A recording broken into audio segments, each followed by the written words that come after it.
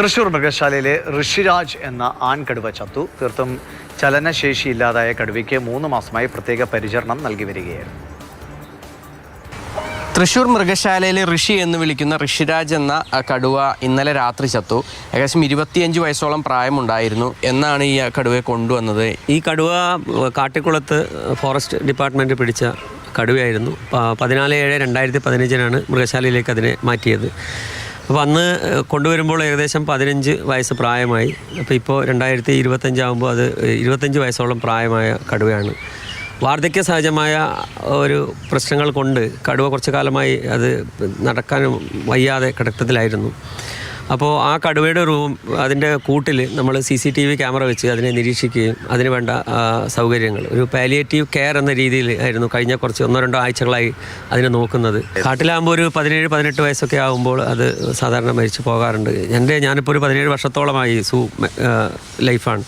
അപ്പോൾ എൻ്റെ അനുഭവത്തിലും ഇങ്ങനെ ഇത്രയും ദിവസം കിടന്നിട്ട് ഒരു കടുവയെ നമുക്ക് ഇങ്ങനെ ട്രീറ്റ് ചെയ്യേണ്ടി വന്നിട്ടില്ല. വയനാട്ടിൽ നിന്ന് വന്ന സമയത്തും പിന്നീടുള്ള വർഷങ്ങളിലൊക്കെ ഒരുപാട് സന്ദർശകരെ ആകർഷിച്ച ഒരു കടുവ തന്നെയായിരുന്നു. നല്ല സ്റ്റൗട്ട് ബോഡിയും കാണാൻ നല്ല ആകർഷകത്വമുള്ള ഒരു കടുവയുടെ ഒരു ആകാര ഭംഗിയുള്ള നല്ല ഒരു കടുവയായിരുന്നു. അപ്പോൾ അതുകൊണ്ട് തന്നെയായിരിക്കണം അതിൻ്റെ ഒരു ആരോഗ്യം കൊണ്ട് തന്നെയാണ് അത് ഇത്രയും വർഷം അത് ജീവിച്ചതും. ഇനി അടുത്ത നടപടികൾ എന്താണ്?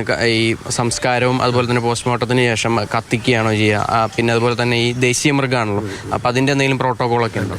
അതായത് ദേശീയ കടുവ സംരക്ഷണ അതോറിറ്റിയുടെ മാനദണ്ഡ പ്രകാരമാണ് ബാക്കി കാര്യങ്ങൾ ചെയ്യുന്നത്. അപ്പോൾ forest ഡിപ്പാർട്ട്മെൻറ്റുമായിട്ട് ബന്ധപ്പെട്ടിട്ടുണ്ട്.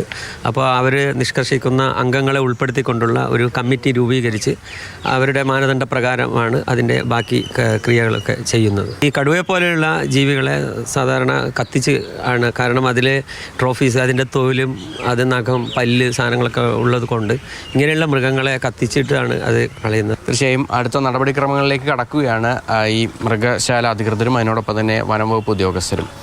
മണികണ്ഠനൊപ്പം MS Lishoy, Mathrubhumi news, Thrissur.